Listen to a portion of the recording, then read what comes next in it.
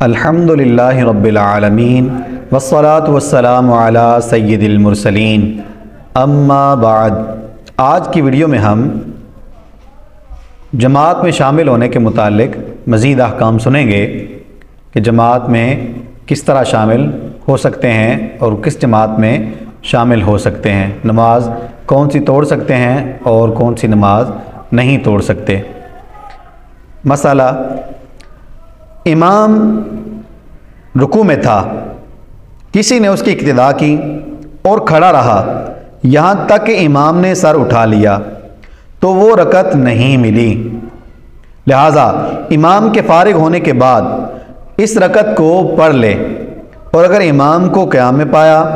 اور اس کے ساتھ رکوع میں شریک نہ ہوا تو پہلے رکوع کر لے، پھر اور افعال امام کے ساتھ کرے، اور اگر پہلے رکوع نہ کیا بلکہ امام کے ساتھ ہو لیا پھر امام کے فارغ ہونے کے بعد رکوع کیا تو بھی ہو جائے گی، مگر بوجہ ترک واجب گناہ گار ہوگا۔ بندہ آیا نماز کے لیے، جماعت کھڑی ہے اور جماعت رکوع میں ہے،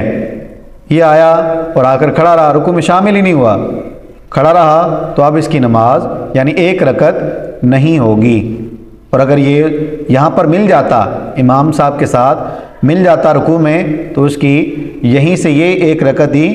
ساتھ شامل ہو جانی تھی، لیکن یہ ملا نہیں تو اب یہ رکعت اس کی شمار نہیں ہوگی، اس کو امام صاحب کے سلام پھیرنے کے بعد دوبارہ ایک رکعت پڑھنی ہے۔ اور اگر امام صاحب قیام ہی میں تھے، یہ آ تو گیا، شریک تو ہو گیا قیام میں، لیکن رکوع نہیں کیا، امام صاحب نے رکوع کیا، یہ چپ کر کے کھڑا رہا،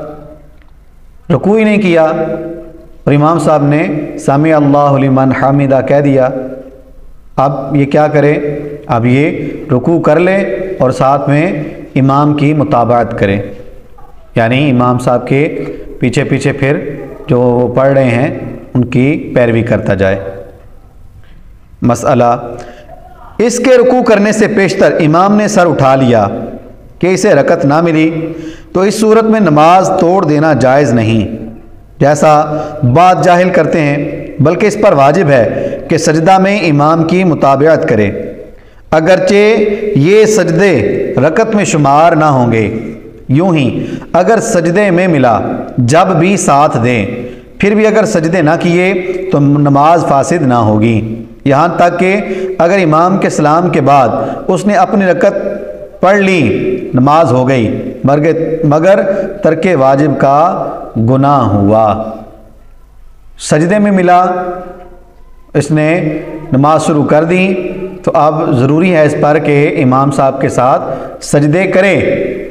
رکعت نہیں ملے گی لیکن سجدوں کا ثواب اس کو ملے گا، سجدے ضرور کرے،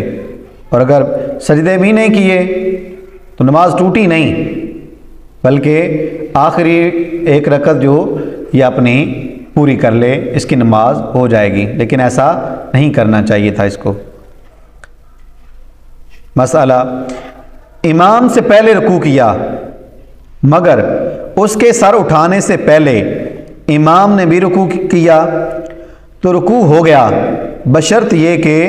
اس نے اس وقت رکوع کیا ہو کہ امام بقدر فرض قرات کر چکا ہو، ورنہ رکوع نہ ہوا، اور اس صورت میں امام کے ساتھ یا بعد اگر دوبارہ رکوع کر لے گا تو نماز ہو جائے گی، ورنہ نماز جاتی رہے گی۔ اور امام سے پہلے رکوع خواہ کوئی رکن ادا کرنے میں گناہ گار بہرحال ہوگا، گناہ گار ہوا لیکن نماز اس کی ہو جائے گی۔ امام صاحب ابھی قرات کر رہے ہیں، نماز پڑھ رہے ہیں، تلاوت کر رہے ہیں، یہ پہلے رکوع میں چلا گیا، بھول کر چلا گیا، یہ جان بوجھ کر چلا گیا، اب یہ رکوع میں ہی تھا کہ امام صاحب بھی اللہ اکبر کہہ کر رکوع میں آ گئے، اب تو اس کا رکوع ہو جائے گا، اور اگر اس نے پہلے ہی سر اٹھا لیا اور امام صاحب ابھی رکوع میں گئے ہی نہیں تھے تو اب یہ اس کا رکوع نہیں ہوا، بلکہ سیدھا کھڑا ہو کر قیام کرے، اور جب امام صاحب رکوع میں جائیں تو پھر ان کے ساتھ جائے۔ لیکن اگر پہلے چلا گیا تھا اور امام صاحب بھی رکوع میں چلے گئے، اس کے ساتھ ہی اس کے سر اٹھانے سے پہلے تو اس کا رکوع ہو جائے گا، لیکن ایسا نہیں کرنا چاہیے تھا اس کو۔ امام سے پہلے کوئی بھی رکن ادا کیا تو گناہ ہے۔ امام سے پہلے نہ سر اٹھائیں گے نہ سر رکھیں گے، رکوع بھی امام کے بعد کریں گے یا امام کے ساتھ ساتھ، سجدے بھی امام کے ساتھ ساتھ کریں گے۔ امام سے پہلے سجدہ یا رکوع وغیرہ یا کوئی بھی رکن امام سے پہلے نہیں کریں گے ورنہ گناہ ہوگا۔ مسئلہ، امام رکوع میں تھا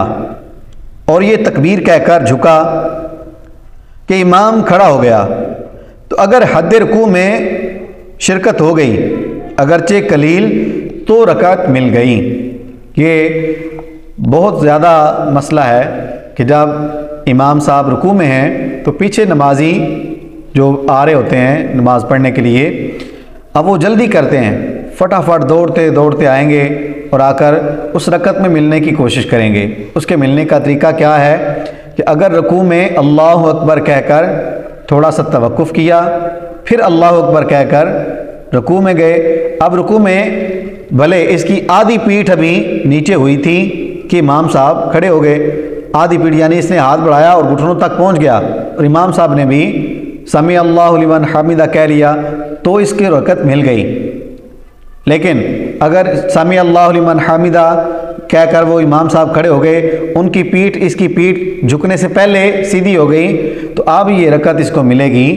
نہیں، اب یہ رکعت اس کو دوبارہ پڑھنی پڑے گی۔ لیکن اس میں بہت ساری جو غلطیاں کی جاتی ہیں، ایک تو یہ کہ دوڑ کر آتے ہیں، ایک تو مسجد میں دوڑنا نہیں چاہیے، دوسرا نماز کے لیے دوڑ کر نہیں آنا، نماز کے لیے بڑے پروقار طریقے سے آہستہ آہستہ آنا ہے، اتنا آہستہ بھی نہیں بندے مریض سمجھیں، یعنی نارمل انداز میں جس طرح چل کر آتے ہیں، سانس نہ پھولے، اس طرح نماز میں شامل ہونے کے لیے آنا ہے، دوڑ کر نہیں آنا۔ پھر جب آ گئے ہیں تو اب اللہ اکبر کہا، اللہ اکبر، کئی ہاتھ باندھتے ہیں، کئی تو سیدھے اللہ اکبر اور رکوع میں چلے جاتے ہیں۔ تو اگر کسی نے ایسے ہی کیا اللہ اکبر سیدھا رکوع میں چلا گیا تو اس کی نماز شروع ہی نہ ہوگی۔ کیوں کہ تکبیر تحریمہ کہنا یہ فرض ہے، اور اس نے تکبیر تحریمہ تو کہیں نہیں، یہ تو تکبیر رکوع والی کہہ رہا ہے، تو پہلے تکبیر تحریمہ والی تکبیر کہنی ہے اللہ اکبر، پھر تھوڑا سا رکنا ہے یعنی قیام کرنا ہے، ایک مرتبہ سبحان اللہ کہنے کی مقدار کم از کم سبحان اللہ اتنا ٹھہرنا اس پر ضروری ہے، ٹھہرا، اب اس کے بعد اللہ اکبر کہہ کر پھر رکوع میں جائے گا، یعنی 2 تکبیریں کہے گا